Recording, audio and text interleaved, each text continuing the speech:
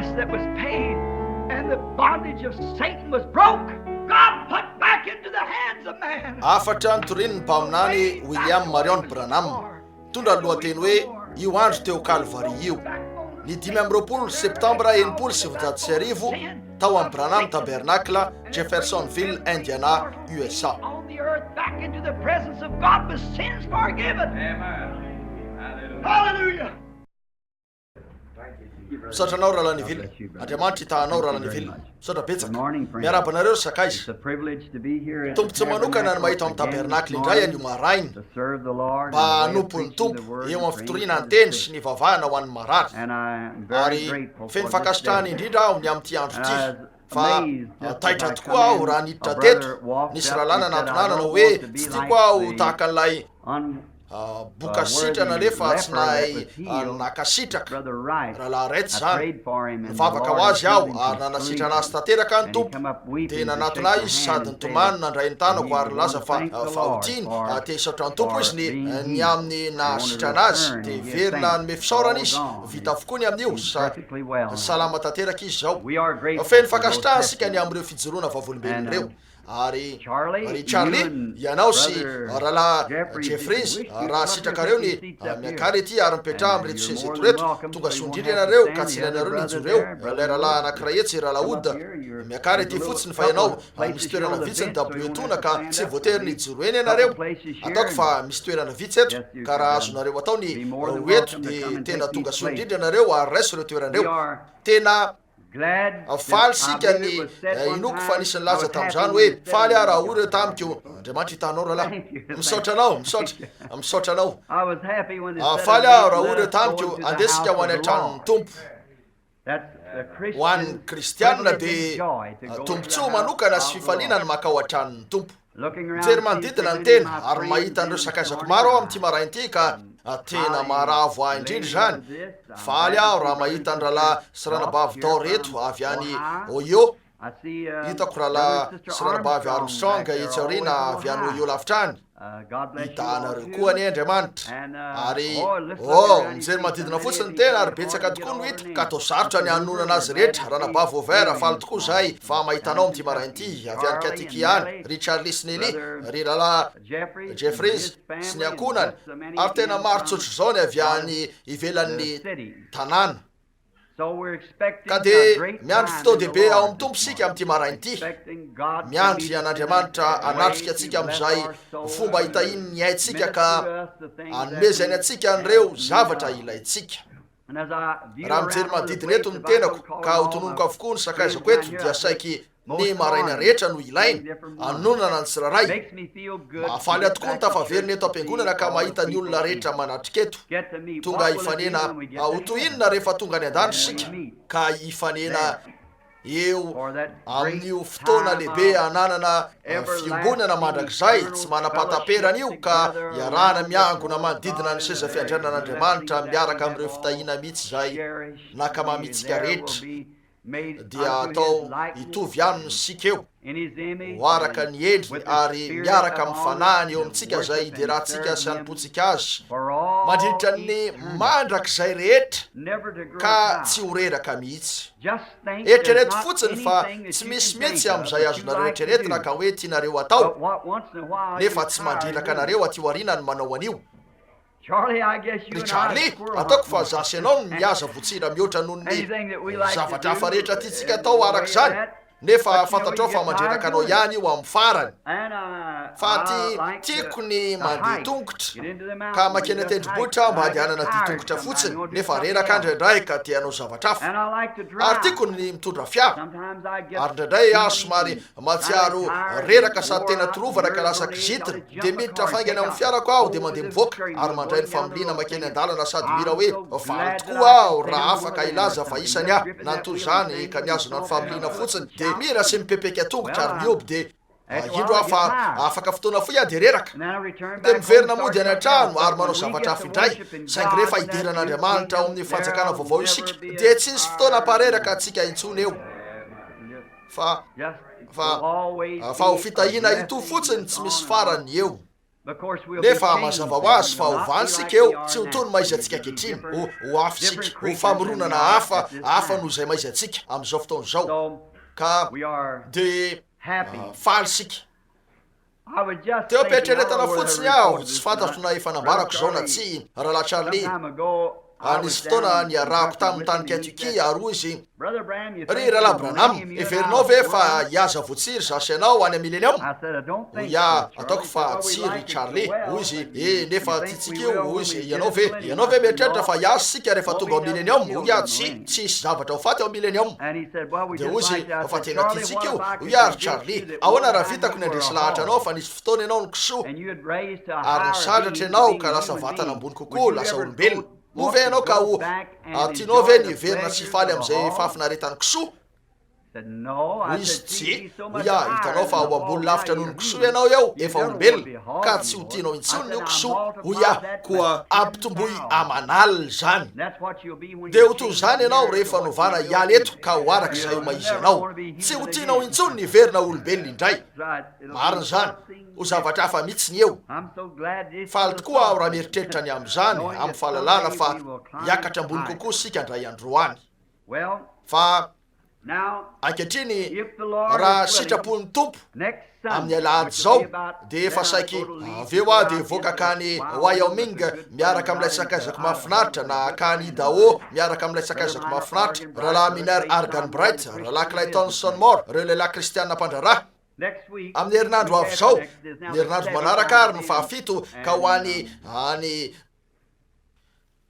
Dallas Texas eo am'ilay fivorimbeny Voix de Guérison ary zany mitory amin'ny fahafito ariva aveo aho hiverina kany Idaho miaraka amin'ny rahalahy Arganbright sy reo lehilahy kristianina mpandraraha ary mety isy ariva iray ao Minneapolis mialohan'ny ainganay aveo lay fiaraha-misakafo ataon'ireo lehilahy kristianina mpandraraha raha sitrapony tompo amin'ny alahady marainy zao heverina eto amin'ny tabernakla ary raha mahazo alalana ka sitrapony tompo zany de tiako nitory loha hevitra ny aminy hoe tadio ao amin'ny rivotra raha sitrapony tompo fa to tatapoko zany tamin'ity herinandro rehetra ty ary ndray maraina iny tamin'ny efatrora maraina be teo ny foa aho ary nanana an'izao fisainan'izao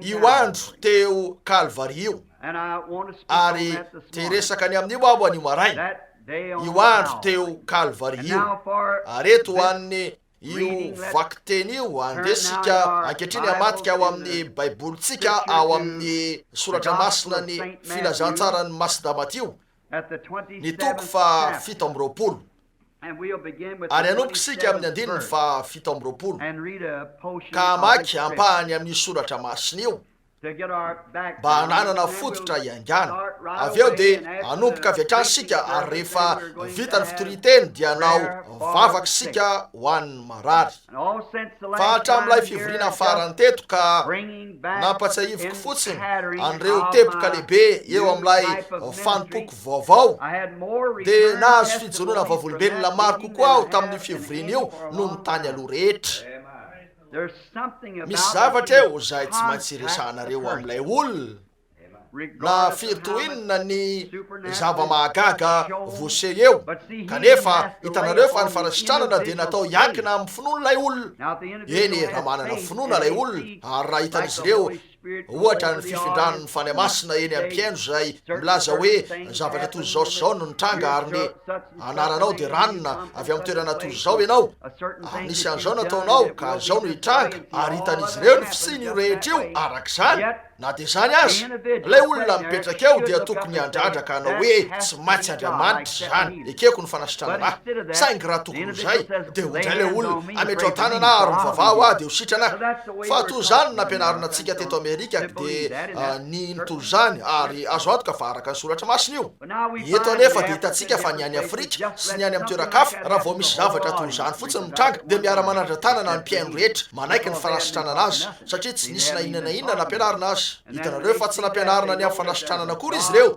ary eo rehefa hitany zany dia fantany fa misy Andriamanitra velona no any ka raha velona izy dia izy no ambony indrindra ary izy no manasitrana ka izay dia vita satria ny fototra dia efa napetraka ny fanorenana hoe izy ny mpanasitrana sady manasitrana ny olona izy. Avy eo rehefa mahita ny fanatrehany miasa amin'ny alalan'ny fiangonana izy ireo dia reo lamina ny amin'io zay ihany no ilainay fa isika kosa nampianarina ny fametrahan-tanana eo marary sy ny sisa toy izany. Zay ny mahatonga an'izany tsy miasa araka ny tokony ho izy eto Amerika.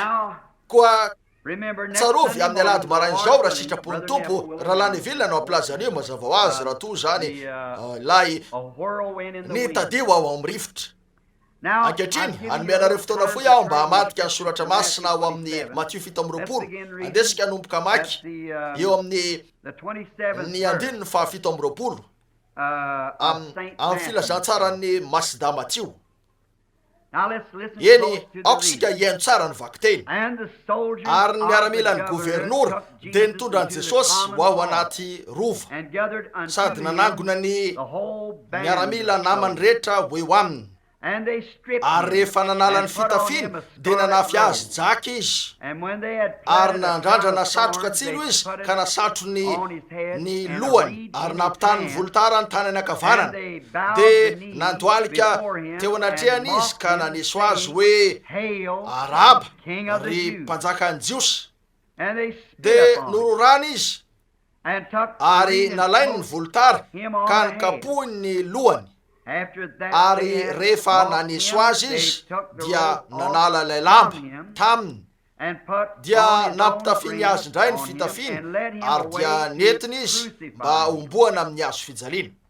Ary raha nandeha izy dia nahita lehilahy kirenianina anankiray atao hoe Simona ka izy no tere nitondra ny hazo fijaliana ary rehefa tonga teo amin'ny tany atao hoe Golgota izy zany hoe i karandoa dia nomeny divay miaro afero izy mba hosotrony. Noho ny nanandrany zany izy dia tsy netiny sotro ary rehefa voaombony tamin'ny hazo fijaliana izy dia nanaovany loka ny fizarany fitafiny mba tanteraka zay no lazainy ny mpaminany hoe nozarainy ny fitafiko ary ny lokany ny akanjoko. Nipetraka izy dia niambina azy teo ary napetany teo ambony lohany ny soratra milaza ny nanamelohana azy ity ny Jesosy mpanjakany jiosy. Ary nisy jiolahy roa no mboana tamin'ny hazo fijaliana niaraka taminy ny anankiray teo amin'ny ankavanana ary ny anankiray teo amin'ny ankaviany ary zay nandalo dia niteny ratsy azy sady nihefikifido ka nanao hoe ry lahy mandrava ny tempoly sy manangana azy amin'ny atelona vonjeo ny tenanao. Raha zanak'Andriamanitra ianao dia midina hiala amin'ny hazo fijaliana ary dia nanesy toy izany koa ny lohan'ny mpisorona mba amin'ny mpanoradalàna sy ny loholona ka nanao hoe ny sasany no vonjeny fa ny tenany tsy hainy vonjeny. Raha mpanjakan'ny Israely aoka hiala amin'ny hazo fijaliana izy ankehitriny dia ino azy zahay? Natoky an'Andriamanitra izy aoka izy hamonjy azy ankehitriny raha ankasitrahany izy satria hoy izy zanak'Andriamanitra aho. Ary nandatsy azy toy izany koa ireo jiolahy niaraka nombona tamin'ny hazo fijaliana. Ary hatramin'ny ora fahaenina ka hatramin'ny ora fahasivy dia maizina ny tany rehetra ary noho ny tokony ho tamin'ny ora fahasivy dia niantso tamin'ny fehmahery Jesosy ka nanao hoe Eli Eli lama sabaktani, izany hoe Andriamanitra nahoana ny de mahafoy ahy ianao. Ary ny sasany tamin'izay nijanona teo raha nandre izany dia nanao hoe miantso any Eli le io ary niaraka tamin'izay ny anankiray teo aminy dia niazakazaka ka nandray sponge ary rehefa natsobony tamin'ny vinaikitra zany ka nitohizany tamin'ny volotara dia natony ho tsetsefiny fa ny sasany kosa nanao hoe aoka izahantsika na ho avy amonjy azy elina tsy. Jesosy rehefa niantso tamin'ny feo maherindray izy dia nanolotra ny fanahiny ary indro ny efitra lamba tao amin'ny tempolo dia tritra ny zara roa hatrany ambony ka hatrany ambany dia niororo ny tany ka nitresaka ny vatolampy. Nisokatra ny fasana ka maro ny fatin'ny olona masina izay efa nodimandry no natsangana ka nivoaka avy tao amin'ny fasany reo taoriny ny tsanganany ka nakao amin'ny tanàna masina ka niseho tamin'ny maro ary ny kapiteny sy ny fehiny izay niambina an' Jesosy raha nahita ny hororon-tany mba amin'izay zavatra tonga teo dia raiky tahotra indrindra ka nanao hoe marina tokoa fa zanak'Andriamanitra io. Andesika iondrika fotoana fohy mba hivavaka. Tompo, fantatray fa Andriamanitra ianao ary taorinina makina ian'izao teny madio sy masina zao dia mbola afaka hitanay hatrany fa tsy niova ny toetranao. Mbola Andriamanitra hatrany ianao ary hita fa toa tsy andray fanampiana mihitsy Jesosy teo fa azony tanan'ireo ratsy fanahy izy ka noratraratrainy sady nororana no nizimbazimbahana ary natona teo amin'ny asy fijaliana izy nivoadra teo andalam-pahafatesana ary hita fa toa tsy nisy nanampina fitaizana fitaizy ka natonga azy nitaraina mafy hoe Andriamanitra ô nahoana nde mafoy ahy ianao saingy miasa ianao amin'ny fotoana zay tsy ahafahany rehetra miasa. Nampafantarina anay tompo fa raha misy reny rano tsy hainay hiampitana, raha misy tendrombohitra tsy hainay hioarana, eo amin'ireo zavatra tsy hain'ny olona taony tena ain'Andriamanitra, ianao lay mahay indrindra no misahana ny raraha satria fantatrao ny antony nisiny io andro teo Kalvari io. Ianao amin'ny maha Andriamanitra anao lay tsy voafetra fantatrao fa tsy maintsy ho avy io ory io.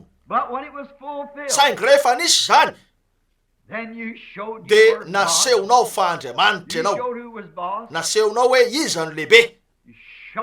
Nozongozoninao ny tany dia nivoaka ireo olo-masina izay efa nodimandry tao amin'ny tany no amazinina ho alina ny masoandro tony ny famaitisan'ny alina mba neonina fa Andriamanitra ianao saingy toa naharitra ela ny fahanginanao. Ka velao zay isitona an'izao teny farany zao raha mbola mandeha araka ny fanahy azy zahay ka tarihan'ny tanan'Andriamanitra natoinina mety fivadian-javatra raha mbola manatrika ny Kalvari hatrany zahay dia Andriamanitra no hiteny amin'ny ora mety sy amin'ny fotoana mety. Koa Andriamanitra raha eo angataka zahay ny famelana ny fahotanay sy ny tsy fankatoavanay, angataka ny fanahinao hitarika anay, tario zahay toy ny fitarihan'ilay voromailala ny zanak'ondry, aoko zahay ho mpakato eo amin'izay rehetra mety hitranga aminay amin'ny fahalalanan'izao hoe ataon'Andriamanitra miasa soanay ny zavatra rehetra ary fantatray fa ilamina tsara zany. Momba anay anio amin'ity fivoriana ity, angatahnay ny amonjenao an'ireo zay mbola azo vonjena ka mikatsaka famonjena, fenoy fiainana mandrakizay reo zay mikatsaka zany. Mangataka zay ny anasitrananao an'ireo marary sy marofy zay tonga mba hikatsaka fanasitranana ary hideranao zay noho ny amin'izany. Angatanay zany amin'ny anaran'ny zanakao mpamonjy anay Jesosy Kristy. Amen.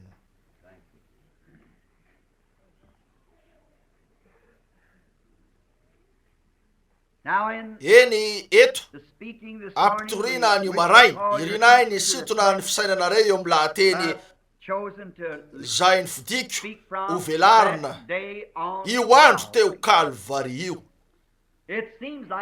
Toa tahaka ny hoe tsy fotoana ho an'izany zao hoe tokony ataony zoma masina io, nefa tokony hatsiaro ny Kalvari isan'andro sika. Ary efa betsaka tokoa ny rentsika ny amin'io, efa betsaka ny voavakintsika ny amin'io. Mpitory-teny maro no efa nitory an'io hatramin'ny ny andohan'ny fotoana. Mpihira maro no efa nihira an'io tamin'ireo taona maro. Mpaminany maro no efa nilaza mialohan'io efatra ny fotoana talohan'ny Siny. Ary nisy mpaminany maro tamin'izao andro zao efa nampitodika ny olona teo amin'ny fotoana nitrangan'izany. Fa andro tena manan-danja io. Ka io no isan'ny andro tena manan-danja indrindra tamin'izay rehetra navelan'Andriamanitra nisy teto an-tany. Koa raha lehibe toy izany ho an'ny taranak'olombelona io ny Kalvari, dia ataoko fa tsara ho antsika ny verina sy ny adiady azy io mba ahitana fotsiny ny maizy an'izany ho antsika. Satria azoko antoka fa amin'izao ora tara ivelomantsika zao mikatsaka sika n'izay rehetra mahazava-dehibe an'Andriamanitra ka mety ho fatatsika, zay rehetra azontsika takariny, sady eto sika mba hianatra an'io, mba ahitana hoe inona zany ho antsika ary inona nataon'Andriamanitra ho antsika, ka ahitana hoe inona nampanantenainy fa atao antsika. Ary zay no antony havitsika ty am-piangonana, zay no antony itorian'ny mpitoro-teny, zay no antony andiniany sy andaliana ny soratra masina ary ikatsahany tsindrimandry, satria mpanompo miasa ho an'ny vahoaka an'Andriamanitra izy, ka miezaka nitady zavatra zay ho tian'Andriamanitra lazaina amin'ny vahoakany, de zay zavatra anampy azy ireo. Mety anameloka azy ireo noho ny otany zany, nefa de anampy azy ireo mba hiarina, mba hahafahan'izy ireo anadino ny fahotany, ka ampiarina azy ireo anompo ny tompo. Ary tokony hitady an'ireo zavatra ireo ny mpitoro-teny. Raha manan-danja loatra toy izany io andro io, ka isan'ny andro lehibe indrindra, de andesika hijery zavatra telo samihafa ny amin'izay mety ho maizy an'io andro io atsika. Afaka haka-manjato ny sika, fa an'io maraina kosa de nifidy zavatra telo samihafa tena iankinan'ny aina. Zay ity tsika jerena amin'reto fotoana vitsy manaraka reto, de ny maizy ny Kalvari ho atsika. Ary angatahako zany mba anameloka ny mpanota rehetra manatrika eto, ahatonga ny masina rehetra andohalika, apakatra ny finoany marary rehetra hoe ho amin'Andriamanitra, ka hiala eto ho sitrana. Ny mpanota rehetra ho voavonjy, ny mpiemitra rehetra hiverina ka ho menatra ny amin'ny tenany, ary ny olona masina rehetra hifaly ka hanana zotom-po vaovao sy fanantenana vaovao. Nisan'ny zavatra lehibe manan-danja ny amin'ny maizy ny Kalvari ho atsika sy ho an'izao tontolo zao, de ny namarana ny indray mandeha ny amin'ny resaka ota ho mandrak'izay. Hita ho meloka tamin'ny fahotana ny olona, ary ny fahotana de nisy famaizana zay tsy hainizaniza naloha. Lehibe loatra ny famaizana ka tsy nisy olona na vita nandony famaizana. Inoko marina fa Andriamanitra nandahatra an'io ho arak'izany, de ny hoe ho lehibe loatra ny famaizana ka tsy misy olona afaka andoha azy mba ahafahany tena ny anao an'io. Eny, ny famaizana ny amin'ny ota de ny fahafatesana. Ary samy nateraka tao amin'ny fahotany sika rehetra, nitorotoronina tao amin'ny eloka, tonga teto an-tany mpandainga. Noho zany tsy nisy tamitsika na de ray aza ka mendrika, na tsy nisy olona hitan'izy ireo teto an-tany ka mendrika. Ary ny ota dia tsy nanomboka teto an-tany, ny ota de nanomboka tany an-danitra. Lusifera lay devoly, de zavaboary voaeloka noho ny tsy fakatoavany talohan'izay mety ho natongavany teto an-tany. nanomboka tany an-danitra ny ota teo amin'izay nametrahan'andriamanitra an'ireo anjely sy ny sisa eo amin'ny fototry iray ihany izay nametrahany ny olombelona ny fahalalana ny azon'ny fahalalana ny azon'aina sy ny azon'ny fahalalana teo amin'izay nahafahany olona nanao ny safidiny ary rehefa nomena ny Lucifera ny fahamboniana ny anao ny safidiny dia nitady zavatra tsara kokoa noho izay efa nananan'Andriamanitra izy teo no ny andohan'ny olana ary nitaky zavatra ny ota ny zavatra nitakiny dia ny fahafatesana ny fahafatesana no famaizana ary io zany afaka hiditra amin'ny antsipiriany amin'io sika satria tsy inoko ny hoe anankiray ihany ny fahafatesana tokana ny fiainana ary inoko fa zay olona manana fiainana manak'izay dia tsy afaka ho faty inoko fa misy ny alevina tanteraka an'izay fanahy manota satria hoy ny baiboly ny fanahy izay manota dia ho faty tokoa tsy ilay olona fa ilay fanahy manota ka dia tsy maintsy ho faty tokoa Satana mba ho potika tanteraka tsy miombon-kevitra mihitsy aho amin'ireo mpandalina izay milaza fa ho voavonjy Satana nanota izy ary izy niaviany ny ota miainy no nanota nefa fanahy ray izy ka io fanahy io no ho levona tanteraka ary tsy sisa tavela intsony ny amin'io koa rehefa tonga teto an-tany ny ota tany am-boalohany dia toy ny zavony famantisana ny latsaka avy tany an-danitra ka nampalemy ara-baky tenin'ny tany navariny tao amin'ny fanandevozana ny zavaboary rehetra teto an-tany sy izay rehetra no harian'Andriamanitra ny olona dia teo ambanin'ny famatora ny fahafatesana aretina olana fahoriana lavy niaraka tamin'izany natiora rehetra ny ota dia toy ny tsindrony izay tena nampalemy tany ary dia nitoetra teto tsy nanana fanantenana sika satria nampanekena-nio ny zavaboary rehetra teto an-tany nampanekena-nio izay rehetra teraka teto an-tany ka dia nilain'izany ary no tonga avy tany amin'ny toerany iray izay tsy nisy ota tsy afaka ho tonga avy teto an-tany io tsy nisy tamintsika ka afaka hamonjy ny hafa nilain'izany no tonga avy tany amin'ny toeran-kafa noho izany rehefa natsapa ny olona fa tafasaraka tamin'ilay andriamanina dia tonga ampirenireny nitomany izy ireo niika ny ady mafy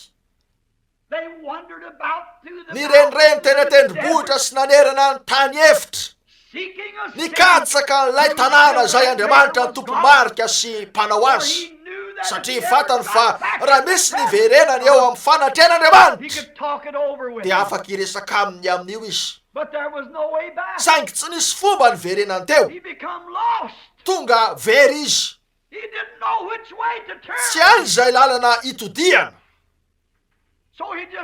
ka dia nivoaka ny renireny fotsiny izy niezaka nitady toerany iray izay ahafahany mahita fomba hiverenana eo amin'ny toerany io nisy zavatra tao anatiny izay nanambara taminy fa toerana tanteraka no niaviny tsy misy na dia olona iray azo amin'izao mpiaino manatrika eto izao an'io maraina na izay mpiaino oronam-peo na izanaiza alehan'izany maneran-tany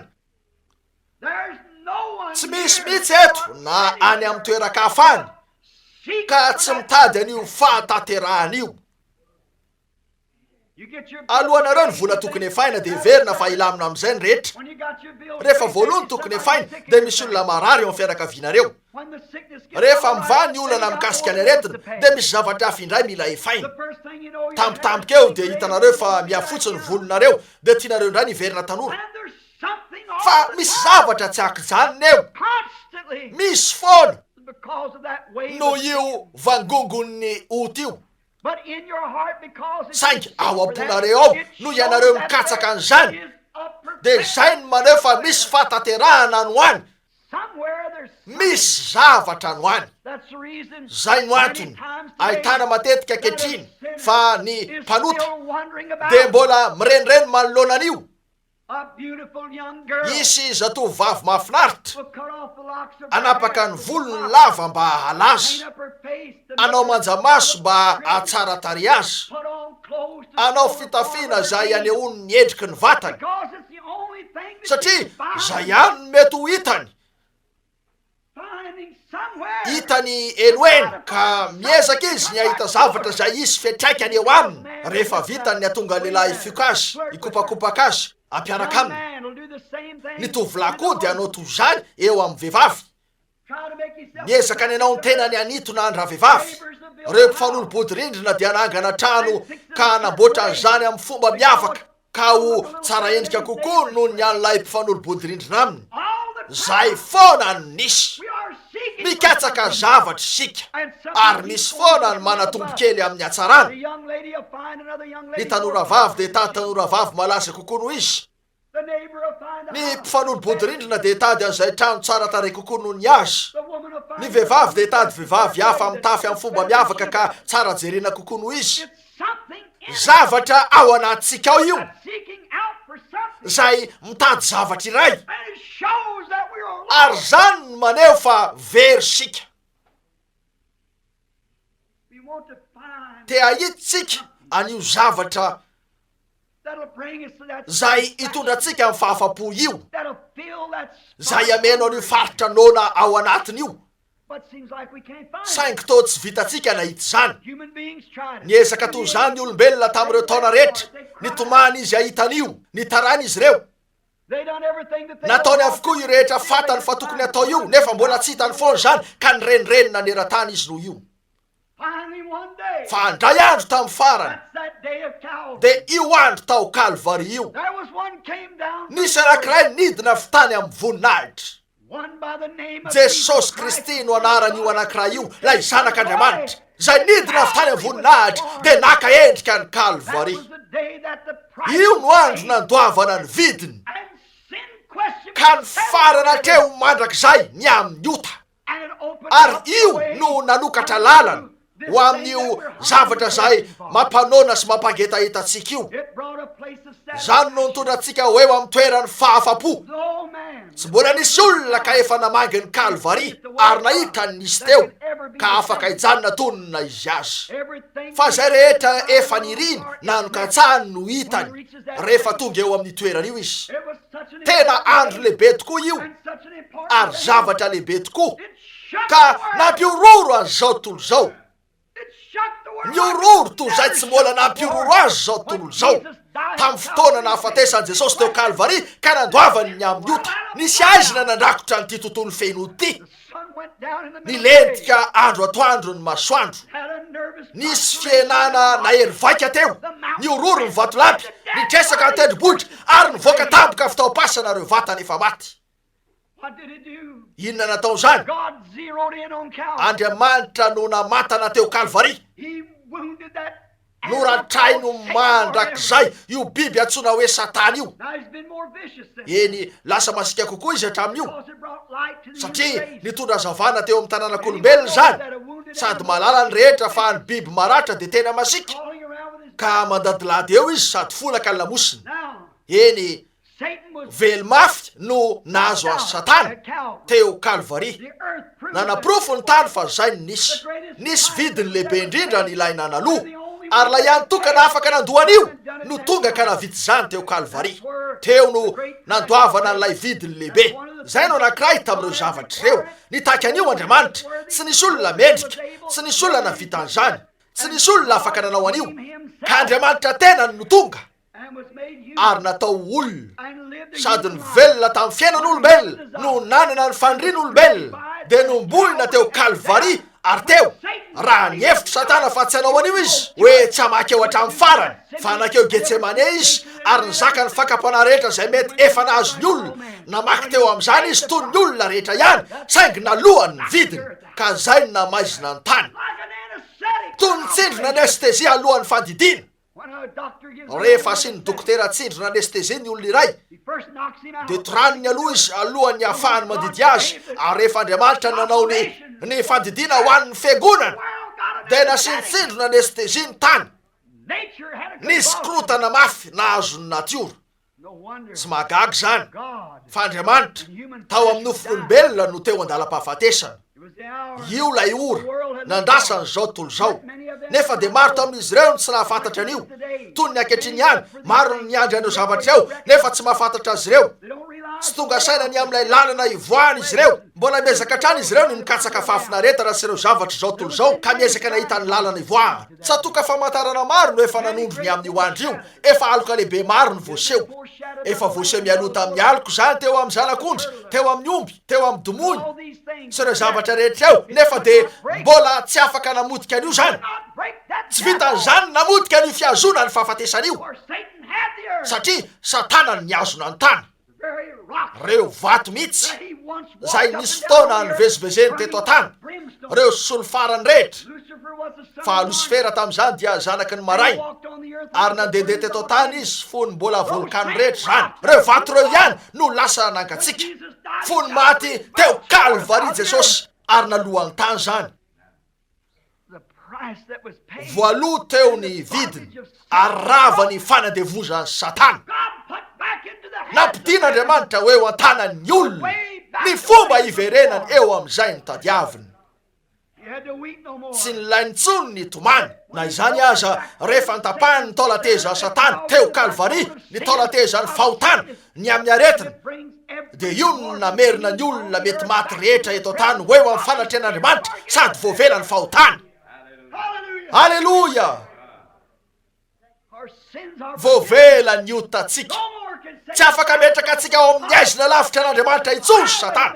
Misy arabe malalaka sokafana, misy telefônina napetraka eo, misy fomba ahafahantsika mifandray any amin'ny voninahitra.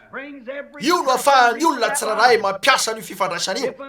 Raha feno fahotana ny olona iray de io no nampifandray azy tamin'ilay antso fohy be. Afaka ho voavela amin'ny ota io izy. Tsy zay ihany fa efa voaloha io ota io. Voninahitra. Tsy ilainareo nilaza hoe tsy metrika, azo antoka fa tsy metrika ianareo. Tsy afaka ho metrika mihitsy saingy nisy anankiray metrika naka ny toeranareo. Olona afaka ianareo. Tsy ilainareo intsony ny renireny. Tsy ilainareo intsony ny olona mivoakeny ka mikatsaka ny fahafinaretana eto an-tany satria misy loharano feno raha eo avy amin'ireo lalan-drany Emmanuel, ny mpanota izay mirotsaka ao anatin'ilay fikorinany dia ho voasasa mipetiny ny elony rehetra. Tsy ilainareo ny overy. Misy arabe malalaka ary lalana iray ary zany de natsona hoe lalany fahamasinana. Tsy andala eo amin'io zay maloto satria tonga eo amin'ny loharano izy aloha.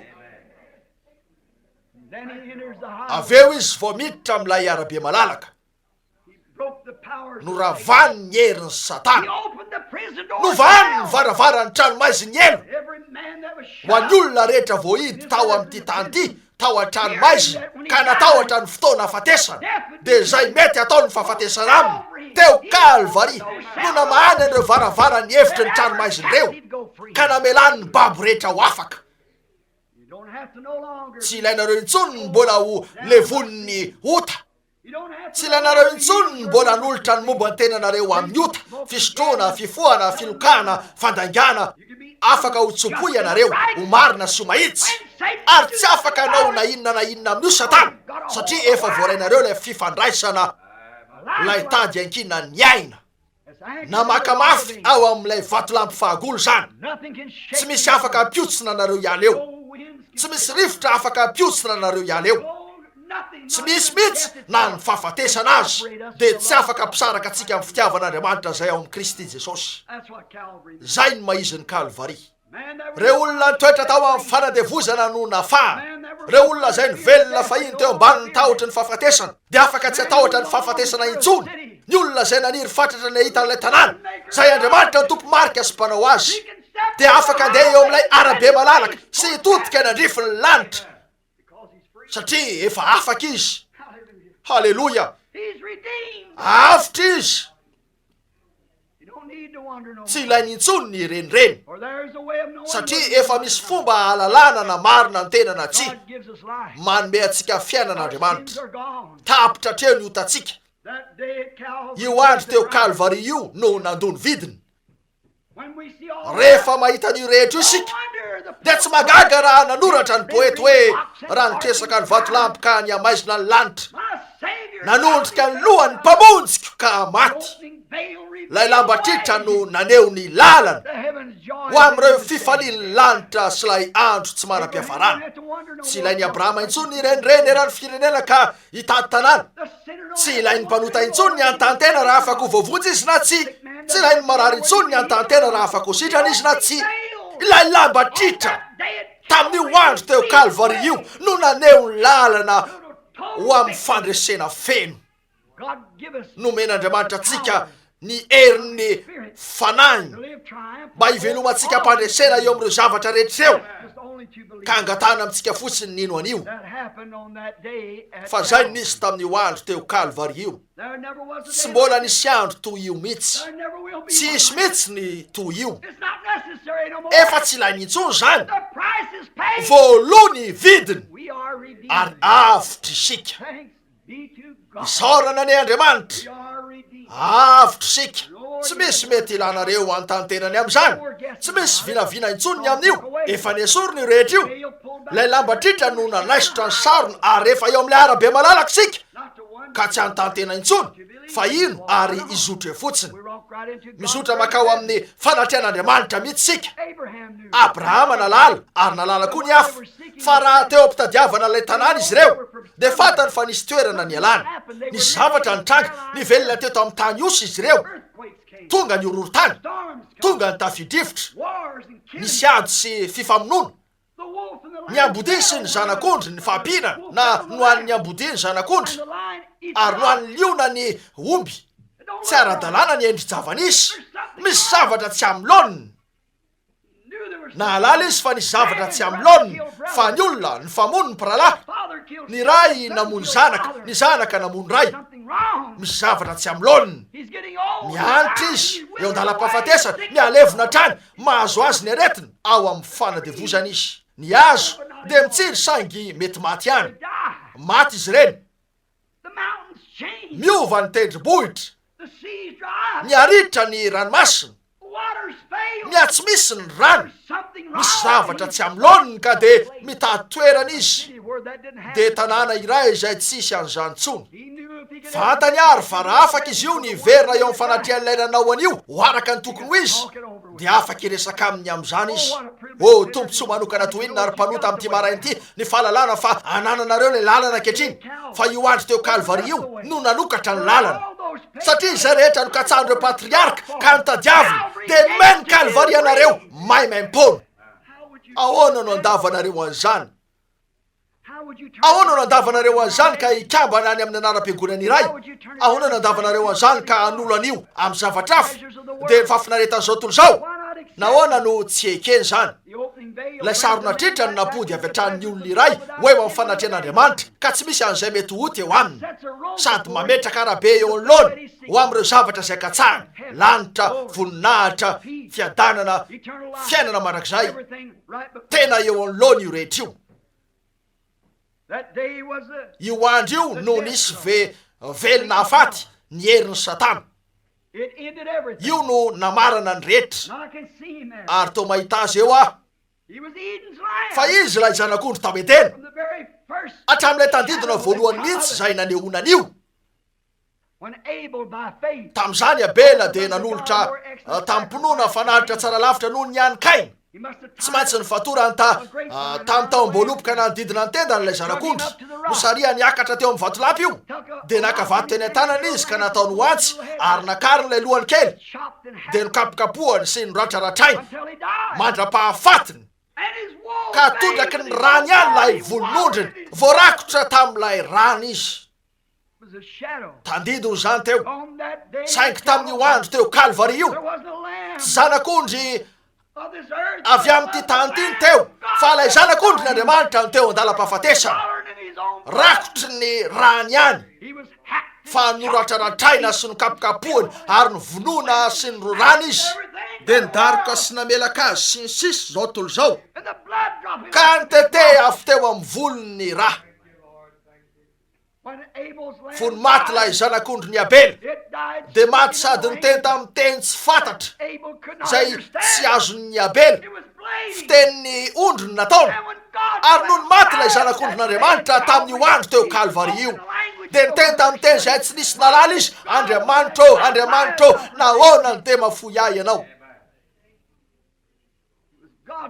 lay zanak'ondrin'Andriamanitra teo no nratraratraina tanteraka no kapokapohany izy mihitsy lay zanak'ondry tao an-tsainy Abely raha nahita ny taranaka vehivavy nampanantenana izy io teo lay zanak'ondry hitany Daniela voendaka fiteny tendrombohitra nefa tsy nendahan-tanana izy teo lay kody teo anivony kody ho an'ny mpaminany ka izay rehetra hitan'izy ireo mialoha de tanteraka tamin'io andro io tamin'io andro teo Kalvari io no nitondra n'lay zavatra lehibe io no namotika ny valahan'ny Satana zao aloha tokony ho tadiavintsika ny dikan'io andro io faharoa tokony ho hitatsika ny nataon'io andro io atsika eny inona nataony zano atsika eny fahatelo andeha jerena ny tokony ataotsika manoloana n'io andro io de zay tokony ataotsika zao aloha tokony ho diniatsika zany satria andro lehibe io ny lehibe indrindra tamin'ny andro rehetra voaloha teo ny vidiny ota rava ny herin'ny Satana ary ankehitriny tiatsika ho hita ny tokony ataotsika ho valiny eny ny ho valin'ilay fotoana nahafatesan'i Jesosy teo Kalvari tamin'io andro io de tsy hoe nandony vidiny otatsika ihany izy fa nalohany vidiny ary nanokatra lalana ihany koa izy mba hahafahantsika manaraka azy satria isika no isika Adama lavo zay navotana de tony ny tarihan'ny fanahy any Adama voalohany ka tamin'ny fanahy no nanapahany zavaboary rehetra fa isika ary no lay Adama faharoa zay olona teto tany zay navotan'ny Kristy hatramin'ilay andro teo Kalvari de afaka manaraka azy koa fony maty teo Kalvari izy de nanokatra lalana natolo ny fanahy de ny fanahy masina zay nandefa n'io iverina teto tany mba hahafahanareo sy hahafahako ivelona amin'ny alalany zay ny dikany Kalvari ho atsika ny fanarahana azy zao aloha mandinika ny amin'io jerena natao zano atsika avy eo de zay tsy maintsy ataotsika manoloanan'io inona tsy maintsy ataonareo ary tsy maintsy ataoko eny osika fa akasitrahako zany tena tsara io nefa de tsy maintsy aketsika zany ary ny fanekenan'io de ny fanekenany maizy azy any Kristy ataopotsika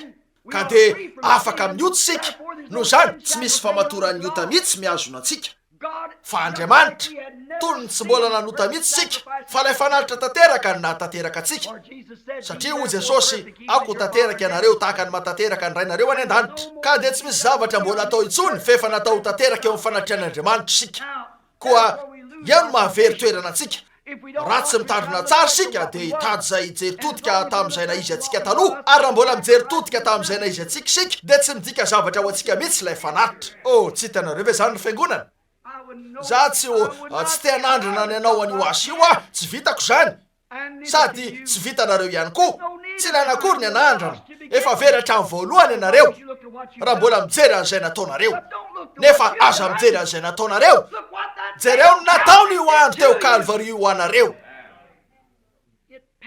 nandony vidiny ho anareo zany io ny namaolana na de tahaka ny jaka aza ny fahotanareo de ho fotsy tahaka ny oram-panala na mena tahaka ny sily de ho fotsy tahaka ny volonondry koa tsy misy ota ianareo tena tsy misy ota mihitsy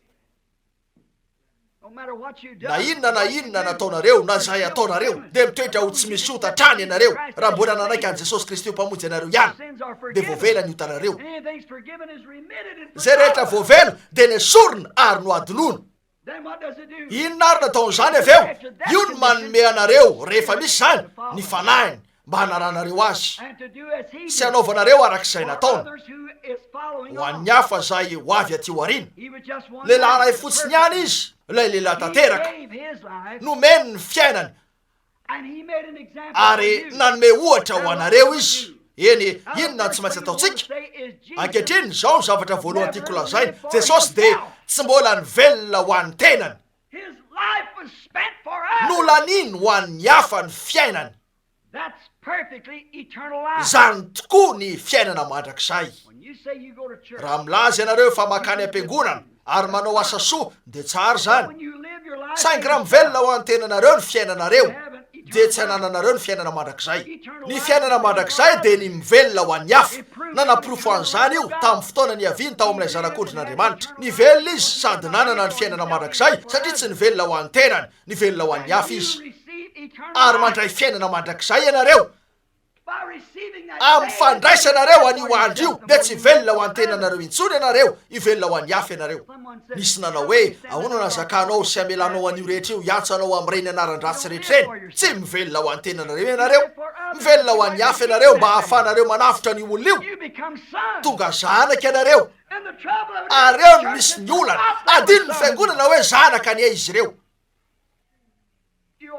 zanaka ianareo ianareo ny maka ny toeran'ny Kristy zanaka ianareo ka de azo mivelona ho antenanareo miveloma ho an'ny hafa raha labranama afaka ivelona ho an'ty rahalahy ty aho satria tena lehilahy mahafinaritra izy tsy zay le izy miveloma ho an'izay lehilahy makala anareo miveloma ho an'ny olona zay amona anareo io raha azony atao fa zay no nataon'izy ireo taminy novonoana izy ireo izy nefa maty izy mba hahafahany mamonjy azy ireo zany ny fiainana mandrakizay rehefa nananareo zany ka ao amponareo de mizotra manandrify ny lanitra ianareo eo fa atolotra anareo zay zavatra nananareo ka omenareo zany tony ny anomeza ny ondro ny volony mijery manandrify ny kalvaria ianareo antaniako zany fa hanampy anareo ho tonga eo amin'ny toerana zay ny tsy maintsy ataon'ny tabernakle zay ny tsy maintsy ataon'ny olona rehetra de ny ahita ny maizy anareo ary hoe inona ny tanjony ny fiangonana de tsy ny fankalesana ty am-piangonana ka ilalao mozika fotsiny anao hira ny fiangonana de toerana isiny ny fanitsiny ny fitsarana de manomboka ao an-tranon'Andriamanitra tsy maintsy mahafantatra ny tenantsika tony matsika ary velona ho an'i Kristy ary kio nanao lalana izy mba hahafahantsika anolotra ny tenantsika ho amin'ny fanompona azy ka hanarahana azy raha manaraka azy sika de miaina amin'ilay fiainana ny ainana mahafinaritra zany nilazy Jesosy ary niresaka ny amin'io fa velao fotsiny hanome andala-teny vitsiny amin'izany eno tsara aza adino zany nilazy Jesosy fa amin'izany izy dia ampisaraka ny olona toy ny ondry amin'ny osy ka iteny amin'ny osy hoe makanesa amin'ny akavia ary amin'ny ondry makanesa amin'ny akavanana ary hoy izy tamin'ny osy miala amiko ianareo satria nona nefa tsy nomenareo hanina tany an-tranomaizina nefa tsy novanginareo nitanjaka nefa tsy nomenareo fitafiana nangetaheta aho nefa tsy nomenareo osotrony narary aho nefa tsy novanginareo koa miala amiko ianareo ary hoy izy amin'ny ondry nona de nomenareo hanina nitanjaka aho de nomenareo fitafiana narary aho de nokarakarenareo ary mariny eto ka aza diso an'izao ry fiangonana azony ao amponareo mandrakizay zao tena tsy tonga saina izy ireo raha nanao an'io tsy nanao an'io lay olona no zany hoe adidy ny olona manome zavatra anareo nanto zany noho izy voatery anao an'io ny olona manome hanina anareo noho izy voatery anao an'io de manana fisainana fitiavatena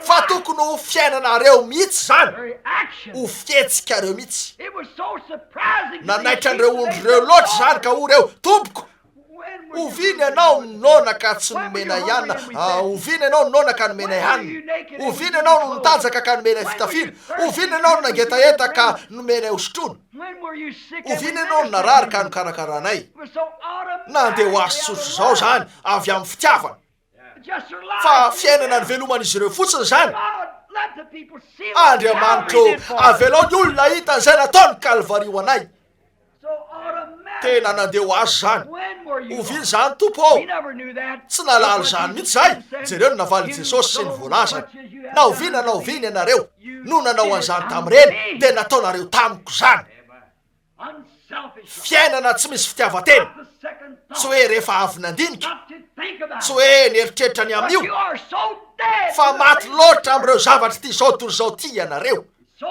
ary velona loatra ao amin'ny Kristy dia mamindra eo amin'ny arabe malalaka ka lasa mandeha ho azy fotsiny ireo zavatra ireo ataonareo fotsiny zany raha hoy rehefa sitriky ny tompo tia ny tompo ny anaovaka an'io tsy zay le izy ampahany fotsiny ianareo ao aminareo ny fanahy dia manao toy ny nataony ianareo haka ho azonareo zany misy lalana everiny olona ho mahitsy fa ny hafarany dia lalany fahafatesana zay rehetra manao amiko hoe tomboko no tafiditra fa reo zay manao ny sitrapony raiko avy ao ampony fotsiny io antsitrapo fotsiny eny io andro teo kalvario no nandohany io vidiny io mba hahafahantsika ho toy zany tsy ny fanaovana hoe fantaro fa ndray mandeha la Johnsa manantena dia tsy nanana arina izy dia lasa nividy arina vitso azy ambarako anao fa nisy rahalahy hitako fa nila palitao dia lasa nividy palitao azy dia ren'Andriamanitra kristianina la olona ty tena oro mampaoneny mpiatsara velatsy ianareo aoka tsy fantatry ny tananao akavanana zay ataony ny akavia na ny akavia ahafantatra zay ataony ny akavanana tena mato azy tsotro zao ao amin'ny Kristy ka ataonareo foana io na ahoana na ahoana toetrareo mihitsy io ny maizy anareo mihitsy ataonareo foana io na ahoana na ahoana izay fotsiny ilay fiainana mivelona ao anatinareo ampanekeno io fanahy io tanteraka ny maizy anareo dia mivelona amin'ny fiainany fotsiny ao aminareo zany tsapanareo io fanahy feny fitahiny io dia io fiainana io tsy zany velona hoy Paoly fa Kristy no velona ato anatiko tena nandeha ho azy loatra lazaiko anao rahalahy Branham kristianina zahay eto manampy an'ireny olo ireny zahay manampy an'iretsy olo iretsy la enatra ao anareo tsy zany ny kristianisma dia zavatra mandeha natanteraka ho azy fotsiny dia adininareo ny amin'io rehetra io andeha ataovy zany Kristy dia nafony ainy tanteraka tsotro zao tamin'Andriamanitra natolo ny tena no toy ny mpanompo ny vahoaka teo masony olona nomeny akalalana ny ainy tsy voatery nanao an'io izy tsy nataony tamin'ny fimonomonomany zany tsy nanao izy hoe eny ry lalahy tokony hevitra tsara ny amiko any ianareo rehetra satria tonga ho fato anareo tsy nilobava toy zany mihitsy izy fa maty izy na izany na tsy zany satria Andriamanitra atao aminy io Andriamanitra ao aminareo na izy Andriamanitra atao amiko ka zay ny mahatonga antsika mifampiahy ny ondry teto amin'ny ilany hoy ny ray tamin'iretsy hoe tompo nanao an'izao ary tompo nanao an'izao hoy izy miala amiko ry mpanao meloka tsy mbola nafantatra anareo mihitsy raha afaka fantatra an'ireo zava-misy fototra ireo mantsy ny fiangonana dia ny hoe tsy zavatra ezahanareo atao io ka aterenareo anao an'io tenanareo fa zavatra teraka ao anatinareo zany mamela ry sakaiza pentekotista fa reo sakaizako pentekotista dia tonga eo amin'ny toerana zay hoe ilainy ny feno mozika mihetsika be dia ny fikapohana orkestra na ny fitiafantanana na ny amponga mba pikika ny olona fihetsempo fotsiny zany tsofina ny anjomara alohan'ny andehanana iady mba apiditra ny olona fihetsempon'ny ady inoky ny amin'ny mozika inoky ny amin'ny fitiafantanana inoky reny zavatra reny tena mety zany tokony anana an'ireo sika saingy nataotsika ankilabao reo zavatra manandanja dia io fiainana feno fanolora-teny io dia ilay Andriamanitra mivelona ao anatinareo ka manao azy fotsiny an'izay mahitsy no zany mahitsy. Atao mitsotro izao zany ka tsy mandinika akory izy ny amin'io fa fiainany fotsiny zany. Dia jereo hitanareo zava-mitranga ka dia tsy anareo no efa eo amin'ilay arabe malalaka ianareo. Zay no mahizy ny Kalvari ho anareo, eo amin'ilay arabe malalaka. Zay ny sokatra ho anareo tamin'io andro io. Entsaro fa tsy afaka hosy atsasany ary ondry atsasany ianareo. Tsy aro izy ireo. Eny maro ny olona milaza hoe fantatra moa manana rafi-pivavahany zay amin'ilay andianay, manampy ny malahelo zay, manao an'izao tsara be zany, saingy ianareo ihany no mankalaza ny tenanareo ny amin'io. Aza manao an'izany. Ataovy ao mangingina ny fianatranareo o Jesosy. Zavatra mandeha ho azy zany ho anareo, sarotra ho anareo noho ny fandehanana maka rano ray very zany. Mangetaeta ianareo, raha mangetaeta ny namanareo dia mieritreritra ny aminy koa ianareo. Raha manan-javatra ilainy raha lehilahy dia mihefitra ny aminy ianareo toy ny hoe zavatra ilainareo mihitsy. Ary tsy zavatra indraindranareo be io fa tsy izanareo fotsiny fiainanareo. Eny tsy afaka ondry atsasany ary osy atsasany ianareo. Ka raha hoy ianareo manana rafitra ny fiangonanay, miatra ny mahantra zahay, manao an'izao sy manao an'zato ary manao ny hafa koa. Raha eo aminareo zany nefa tsy anananareo ty anankiray ty dia ilay fiainana Kristy ao anatinareo dia ho foana tanteraka ny fanaovanareo an'izany. Jesosy hoy Paoly Korintena voalohany 13 na dia omeko ho an'ny malahelo aza ny fananako rehetra, na dia atolotro fanatitra hodorana aza ny tenako, dia tsy mahasoa akory zany. Eny mahafirenesiny zany nefa fahamarinana. Tsy maintsy tonga eo fahatsapana an'izany mihitsy ianareo dia ny mahafantatra ny nataony Kalvari ho anareo. Mijery an'io sika dia manao hoe eny tsara zany, tsy izay lay izy. Raha ny lain'io zanak'ondry io ny akeo Kalvari mba homboana dia tsy maintsy makeo Kalvari ny zanaka rehetra izay ho tonga. Tsy maintsy misy Kalvari ihany koa eo aminy. Tsy maintsy manana n'io andronareo eo Kalvari io ianareo. Za tsy maintsy manana n'io andro eo Kalvari io. Eo ny mamarana ny resaka ota, tsy ny fandraisan-tanana ny mpitoro-teny, tsy ny militra am-piangonana amin'ny fankovitana, tsy ny fidirana noho ny taratasy, tsy ny fidirana noho ny fanekena, fa ny fidirana amin'ny alàna ny fahaterahana. Tsy mbola nanome taratasy izy, tsy mbola namparao fanekena izy, fahaterahana noho ny meny. Zay ny fomba hidirantsika ary manomboka eo sika vao mivelona ho azy amin'ny fiainana kristianina. Eny fanamariana hafa indray, osy ny atsasany, ondry ny atsasany, tsy misy nytoy zany. Tsy hoe osy ny atsasany ary ondry ny atsasany fa na ianareo osy na ianareo ondry. Eny raha sasoa fotsiny ataonareo ka iverinareo fa avy amin'izany no hatafiditra anareo dia tsy misy ny lana ny sinina iandro teo Kalvari fa efa navidy zany lalàna. Kanefa ny laina ny sinina iandro teo Kalvari mba hapiditra an'izany ka tonga antsika tsy ho mpikambana amin'ny fiangonana fotsiny fa ho zanaka lahy sy ho zanaka vavin'Andriamanitra. Zay no naizy an'ilay andro teo Kalvari. Zay ny dikan'izany ho anareo mba hahafahanareo manao sy manaraka ary miasa tahaka an'i Jesosy. Eny tsy misy renirano mikorina miaka-midina amin'ny fotoana iray. Ny renirano dia mikorina amin'ny zotry iray ihany ary ny fanan'Andriamanitra dia mikorina amin'ny zotry iray ihany. Tsy mifangaro amin'ny zavatra hafa zany fa mikorina amin'ny zotry iray ihany. Jereo tsara Jesosy raha eto am-pamaranana. O Jesosy, ny asa ataoko no ataonareo koa ary anao asa lehibe noho zany azy ianareo satria za makany amin'ny raiko. Tsy ho an'ny fiangonana eto loatra ny ilazako an'izao. Ianareo mahalala nefa atahorona-peo reto afatra reto. Aman'alina maro no mihaino azy ireny maneran-tany. Amaly an'izao fanontania izao ho an'ny mpanakiana avy hatrany eto. Nisy laza tamiko matetika nanao tatitra ao reo inonao ve ny baiboly. Nilaza Jesosy reo asa ataoko reo no ataonareo koa ary anao asa lehibe noho zany azy ianareo satria za makany amin'ny ray. Ratsy be ahoana loatra ny toerana misy anareo Ramse. Mirenireny lavitra ny fahafantarana toy inona loatra ianareo noho ireo teolojia anareo ara-tsaina noho ireo fanamboaran-tsaina nananareo ny amin'ny zava-misy. Ry sakaizako malala zay very. Tsy mety mazava aminareo ve fa ara-panahy no antikanan'ity baiboly ty. Nisaotra ny ray Jesosy fanafeniny tamin'ireo manan-tsaina sy ireo manam-pahaizana sy ireo olo-kendry ary ireo be fahalalana zany fa navela no voambara amin'ny zaza madinika dia izay vonina ny akeo Kalvari. Eny jereo tsara nilaza Jesosy, jereo tsara ny fomba nanambarany an'io. Reo asa ataoko eo mpanaovana an'izany izy amin'izao fotoana izao. Reo asa ataoko ankehitriny manasitrana ny marary, manangana ny maty, manokatra ny masony jamba. Reo asa reo no ataonareo koa. anao an'izany ianareo raha mino aho, anao andreo asireo ianareo, ary ko anao asa lehibe noho zany azy, satria za makany amin'ny raiko vetivety foana de tsy ahita intsony zao tontolo zao, fa ianareo no ahita za omba anareo sady ho ao anatinareo ambara-patonga ny fataperana zao tontolo zao. Tsy amela anareo kamboty ah, angataka amin'ny ray ah, izy andefa mpananatra hafa mba ho eo aminareo de ny fany masina zay tsy azon'izao tontolo zao ho raisiny, fa ianareo no afaka andray azy. Eny mareo fa reo asa lehibe kokoa de ny fananana n'ilay hery ao amin'ny fiangonana zay tsy hoe ny anasitrana ny marary any amin'ny vavaka na ny androka de amin'ny mivavaka, fa ny mamindra fiainana mandrakizay eo amin'ireo mino lay fany masina natao ho tonga ka omena eo an-tanany fiangonana de ny amindrany aina. Oh,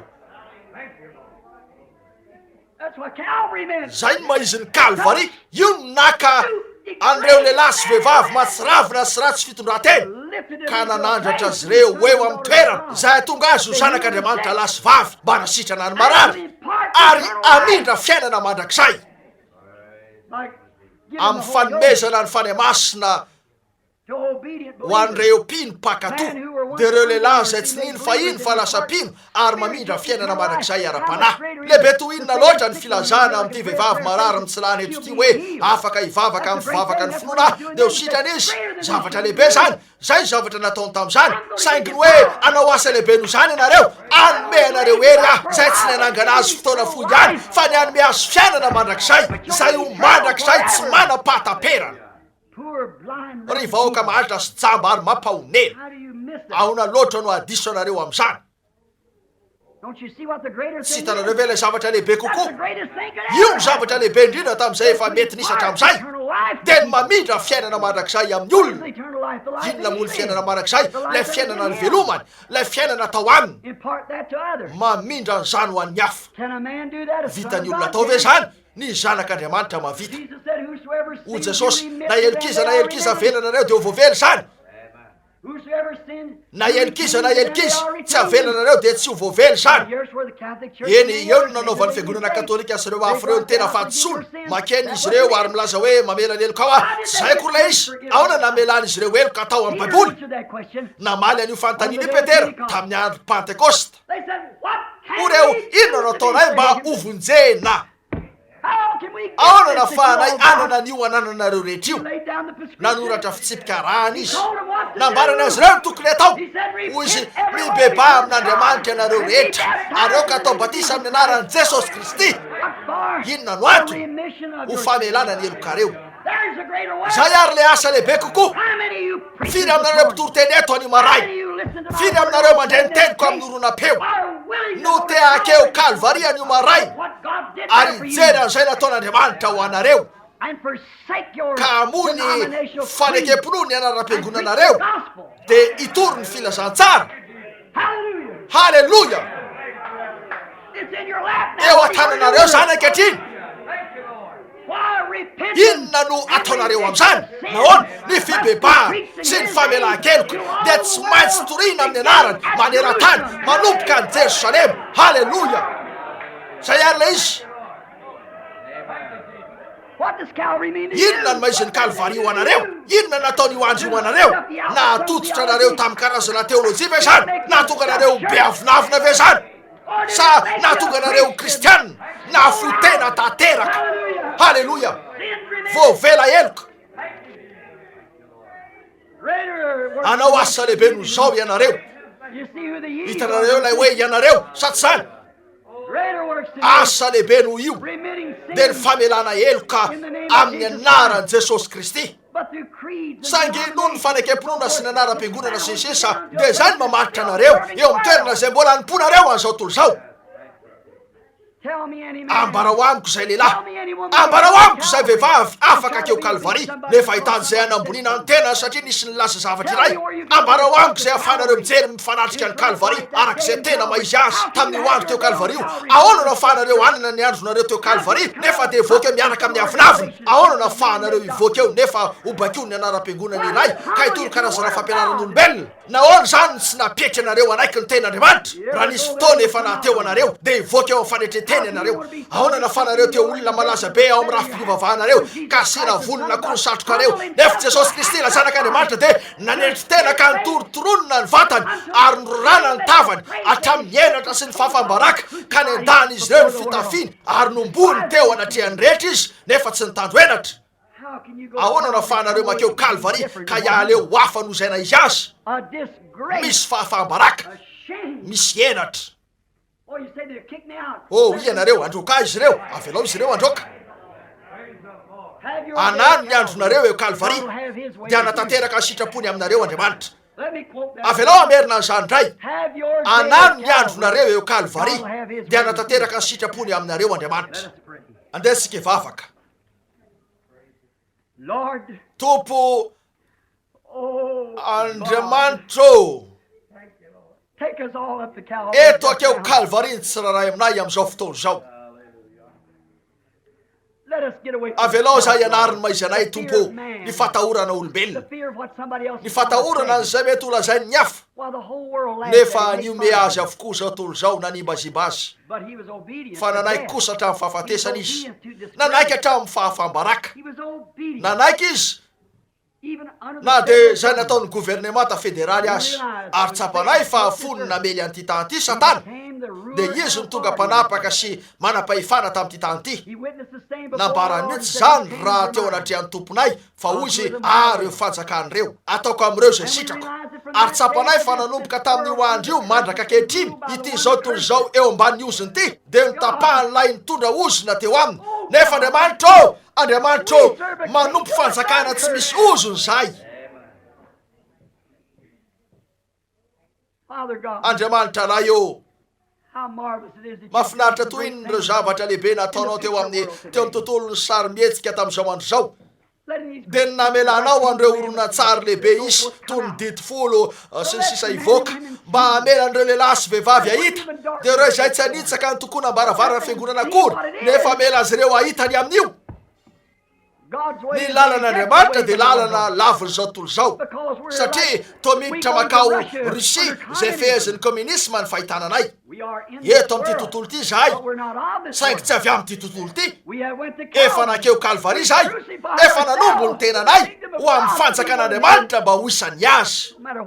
Tsy ahoanay zay lazainy olona ekenay ilay lalana misy an'ireo olombitsin'ny tompo mitondra fahoriana mandroso ho amin'ny fitsanganana zay ary inonay fa atombotra Tompo ny fotoana isy ny fitsanganana ho anay ho ao amin'ilay fanjakana aka fanapahana an'ity tontolo ity arak'izay efa nahitany Daniely lazy ka io no nanorotoro ny tontolo rehetra ho toy ny akofa ny paony rivotra eo mpamolona fahavaratra fa lay tendrombohitra lay vato de nitombo tendrombohitra lehibe zay nandrakotra ny tany ho avy io vato io. Andriamanitra tianay no ampahan'izany. Aoko zay andany tenanay hitondra ny azy fijaliana isan'andro ivelona ho an'i Kristy ivelona ho an'ny hafa ekeo zany Tompo. Raha misy olona eto any maraina ka tsy mahalala azy ho toy ny mpamonjy ka tiany ny hotsarovana raha marana mivavaka sika ka tianareo raha ho anio ny andronareo eo Kalvari de sitrakareo ve nanangana tananareo ka na hoe mivavao ara labranam te afantatra azy amin'ny mampamonjy ahy aho. Andriamanitra hitanao ry Satovy misy hafa ve? Andriamanitra hitanao rahalahako etsaorina mbola isy hafa ve anao hoe te afantatra azy aho tiako anio mba ho andro eo Kalvari io aho tofoka sy reraka asoa ho aizany ataka amin'ilay antso zavatra mihitsy zay naterahako eto fa nateraka ho zanak'Andriamanitra nefa de indro aho eto fa mifikitra amin'ireo zavatra zao tontolo zao Andriamanitra ho voaomba ne anio aoka anio ho voaomba amin'izay maizy aho amin'ny fieverako mba ahafahako ivelona eo amin'ny Kristy ary ivelona ho an'ny hafa na inona ataon'izy ireo amiko raha zibazibany aho ka sady enjehany no teneniny an'io teny ratsy rehetra io sy ny sisa de avelao fotsiny aho androso amin'ny mpanetreteny alefaka toy ny zanak'ondry toy ny nataony. Nisy andro nampanantenainy fa hanangana miandro farany miandra an'io andro io aho isy hafa tena angatanana veto Andriamanitra hitanao etseorina ianao koa eny ary misy hafa ve zay Andriamanitra hitanao Andriamanitra hitanao misy hafa ve alohan'ny vavantsika ry ranay any an-danitra voalaza tamin'ny fotoana nitoriany Petera tamin'ny andro Pentekosta fa zay rehetra nino dia niampy isan'ny fiangonana tena nino tamin'ny fony rehetra izy ireo dia reto olona vao nanangana ny tanany reto inoko fa nino izy ireo tamin'ny fony rehetra ary raha nino izy ireo dia misy tombodrano efa miandry etsy tiany izy ireo no voavely reny fahotany reny fa misy olona eto zay afaka anao batisa azy ireo amin'io anaran'io dia ilay anarana tokana misy ety ambany lanitra zay nomena ny olona zay tsy maintsy hamonjena anay satria toy ny nanambarako ny soratra masina vao teo fa ny fibebahana sy ny famelan-keloka dia tsy maintsy toriana amin'ny anarany maneran-tany manomboka ao Jerosalema ary tao Jerosalema rehefa nitoriana ny fibebahana sy ny famelan-keloka dia nambaran'ilay apôstôly azy ireo ny soratra masina ka nolazainy fa tsy maintsy mibebaka aloha izy ireo ary aveo atao batisa amin'ny anaran'i Jesosy Kristy ka andraikitry ny mpitoron-teny manao an'io ho azy ireo ny bebaka ary izy ny anao batisa azy ireo ho famelana ny elony